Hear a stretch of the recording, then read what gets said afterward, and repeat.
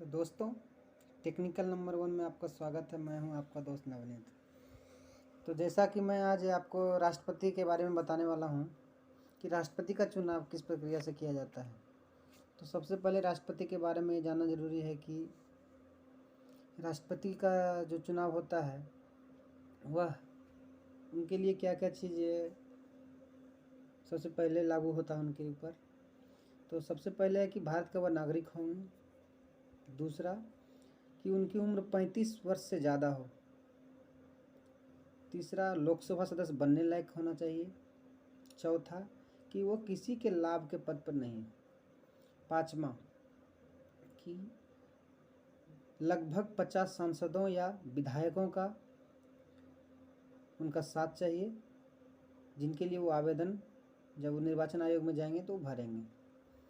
तो अब प्रश्न उठता है कि आखिर इनका चुनाव किस प्रक्रिया के द्वारा किया जाता है। तो मैं आपको बताता हूँ कि देश में कुल 776 MP, जिसको हम लोग हिंदी में सांसद बोलते हैं, टोटल हैं, और 4120 विधायक हैं, जिसको हम लोग MLA बोलते हैं। तो 776 प्लस 4120 दोनों को अगर यदि हम लोग जोड़ते हैं तो 4896 टोटल ये कुल वोटर होते हैं जो कि राष्ट्रपति के चुनाव में ये वोटिंग करते हैं। सबसे पहली बात तो है ये जानना कि राष्ट्रपति के चुनाव में टोटल कितने आदमी वोटिंग करते हैं। तो आपको जानना पड़ेगा सिर्फ कि सांसद और विधायक यही वोट करते हैं। अब सांसद में राज्यसभा सांसद हो सकते हैं, लोकसभा सांसद हो सकते हैं, और विधायक में सिर्फ विधायक, विधान परिषद नहीं होते हैं, क्योंकि वोट वही करते हैं जिनको हम लोग चुन के भेजते हैं, वही वोट करते हैं। विधान परिषद को सदस्यों को हम लोग नहीं चुनते हैं। तो अब रही बात कि 4896 जो टोटल हैं वो वोट करेंगे। तो वो वोट किस तरह करेंगे, ये सबसे पहले जानकारी की बात है। तो आपको जानना चाहिए कि वोटों का संख्या पर नहीं बल्कि ये मूल्यांकन पे इनका होता है। जितना 4896 टोटल आया उस पर नहीं वोटिंग होगा, टोटल उनका वोट का मूल्यांकन किया जाएगा। अब वोट का मूल्यांकन करने के लिए हम लोग क्या करते हैं, तो सबसे पहले हम लोग MLA के बारे में हम लोग बताते हैं, जिसको हम लोग विधायक बोलते हैं, कि विधायक के लिए क्या करते हैं। जो टोटल 4120 विधायक है उनके लिए। तो मैं यूपी का एक उदाहरण आपके सामने देने जा रहा हूँ, ठीक है। मगर आपको एक बात और जानना बहुत ज़रूरी है इस बीच में कि राज्य का जनसंख्या जो है 1971 के जनगणना के अनुसार पर ही आधारित है अभी तक, कि 1971 का जो जनगणना हुआ था भारत में, उसी के आधार पर हम लोग ये बता सकते हैं कि हमारे टोटल कितने जनसंख्या है किसी राज्य के। सीधी सी बात है यही।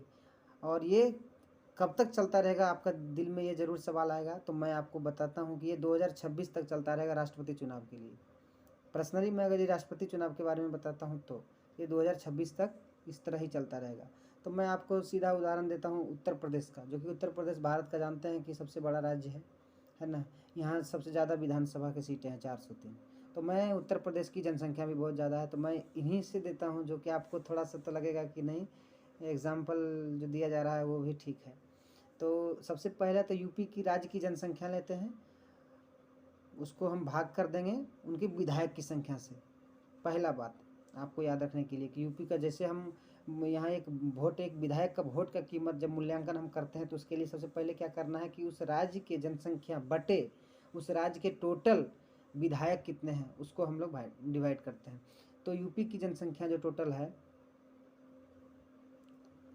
तो यूपी की जो जनसंख्या है 8,38,49,905 टोटल है, ठीक है। यूपी में टोटल विधायकों जिसको हम MLA बोलते हैं उनकी टोटल सीट है 403, यूपी के विधानसभा में 403।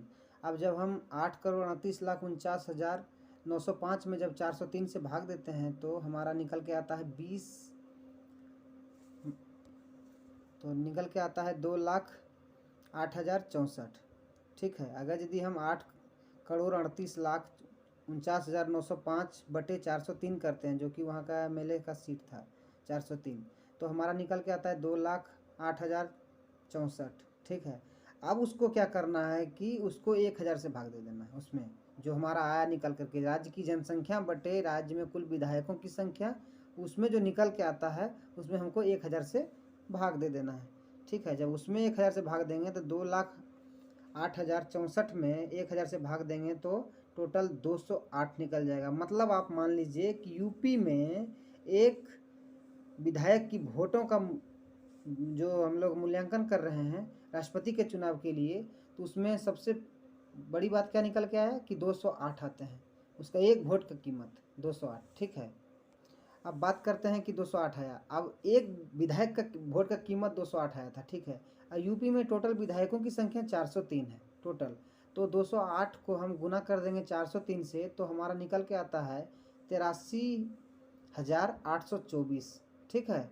83,824 ये टोटल यूपी का विधानसभा से निकल के आता है कि एक राज्य से यूपी का, जो पर्सनली हम यूपी के बारे में सोचते हैं देखते हैं तो निकल के आता है कि 83,824 कि वहाँ का टोटल विधायकों का जो है वोट का मूल्यांकन, मतलब 403 विधायक का 83,824 आया, ठीक है। टोटल पूरा उस यूपी राज्य का वोट का मूल्यांकन। तो मैं आप यूपी का तो हो गया। अब टोटल पूरा देश का अगर यदि मैं बात करूं इसी तरह से जब निकालने के बाद, तब पूरा देश का जब निकलता है तो उसमें आप देखिएगा कि 5,49,495 टोटल आते हैं, वोटों का मूल्यांकन होता है पूरा विधायक का, पूरा जो भारत का जितने राज्य हैं सब मिला करके। तो पूरे देश में 5,49,495 ये फिक्स है, ये घटे बढ़ेगा नहीं। तो 2026 तक घटेगा बढ़ेगा नहीं, यही सेम रहेगा, क्योंकि ये जो अभी फिलहाल किया गया है इसके अनुसार। अब तो ये हो गया कि विधानसभा से टोटल 5,49,495 वोट बनता है टोटल मूल्यांकन करने के बाद। ये तो विधानसभा की बात हो गई पूरा राज्य में, हर एक राज्य मिला करके। अब सांसद की मैं बात करता हूँ, तो सांसद की बात करने के लिए तो सबसे पहले ज़रूरी है कि उसमें राज्य का बहुत बड़ा योगदान है, कि बिना राज्य का कुछ नहीं होने वाला। सबसे पहले आप सांसद को दो भागों में बांट लीजिए, एक राज्यसभा एक लोकसभा। तो सबसे पहले तो लोकसभा में आप जानते हैं कि 543 होते हैं, ठीक है। 2 एंग्लो इंडियन होता है तो उसको छोड़ दीजिए, लेकिन 543 मुख्य रूप से हम लोग मानते हैं। और राज्यसभा में 233 है, ठीक है। जब दोनों को हम लोग जोड़ते हैं तो 776 आता है, ठीक है। अब उनका कैसे वोट का मूल्यांकन होता है, उसके लिए सबसे पहले क्या करना है कि सांसद का वोट का मूल्यांकन, एक सांसद का वोट का मूल्यांकन क्या होगा, उसके लिए क्या करना पड़ेगा कि कुल विधायक के वोट का मूल्यांकन, कुल विधायक जितने हमने निकाले हैं, जैसे कितना निकाले 5,49,495 टोटल निकाले हैं, ठीक है। उसमें कुल सांसद से हम लोग भाग दे देंगे, तो जितना निकाले हैं 5 लाख कुछ आया था, उसमें कुल सांसद कितने 776। तो आप जान लीजिए कि 5,49,495 बटे 776 कर देंगे, ठीक है। तो उसमें जब हम भाग देते हैं तो आता है कितना 708। आप जान लीजिए कि एक सांसद के एक सांसद का वोट का मूल्यांकन जो हुआ हमारे तरफ से जो किया गया कैलकुलेशन, उसमें निकल के क्या है 708। मतलब एक सांसद का वोट का मूल्यांकन निकलता है 708। अब आप एक चीज़ जानिए कि एक सांसद का वोट का मूल्यांकन तो निकल गया। अब टोटल सांसद कितने हैं, टोटल सांसद 776 है लोकसभा राज्यसभा मिला करके। अब दोनों को जब हम लोग गुना करते हैं तो क्या निकल के आता है फिर 5,49,408, 5,49,408, मैंने सभी सांसदों का वोटों का मूल्यांकन आता है 5,49,408। और उधर टोटल विधायक का कितना आया था 5,49,495, और टोटल सांसद का आ रहा है 5,49,408। अब हम दोनों को जोड़ते हैं, यहाँ सबसे बड़ी बात यही आता है कि कुल सांसदों का वोट मूल्य जो अभी हम निकाले 5,49,408 प्लस कुल विधायकों का वोट मूल्य वो कितना आ रहा है 5,49,495। जब हम दोनों को जोड़ते हैं तो 10,98,903 आता है। कितना आता है 10,98,903। अब आप एक चीज़ जान लीजिए कि जब भारत के राष्ट्रपति का चुनाव की बात किया जाता है तो बाद में आपको निकल के आएगा कि 2 ही उम्मीदवार लास्ट में बचते हैं, 2 ही उम्मीदवार। जितने भी रहते हैं वो तो बाद की बात है, वो आपको मैं क्लियर करूंगा वीडियो में, लेकिन फिलहाल मैं आपको ये बता देता हूँ कि 2 ही उम्मीदवार रहता है। क्योंकि जितना कभी भी राष्ट्रपति चुनाव को जीतने के लिए 51% से ज़्यादा वोट प्रतिशत जरूरी है, तभी राष्ट्रपति का चुनाव संपन्न किया जाता है। तो चुनाव जीतने के लिए टोटल जो हमारे निकल के आया कुल सांसद प्लस में कुल विधायक, तो टोटल निकल के आया 10,98,903, ठीक है, वोट का मूल्यांकन।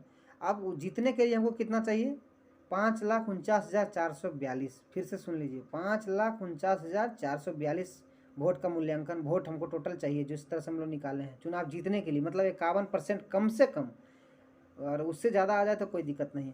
अब सवाल बनता है कि इसके बाद हम क्या प्रोसेस होता है, अगर इतना 5,49,492 अगर आए, कितने उम्मीदवार होते हैं, कितने उम्मीदवार क्या कर सकते हैं, मैं उसके बारे में बता रहा हूँ।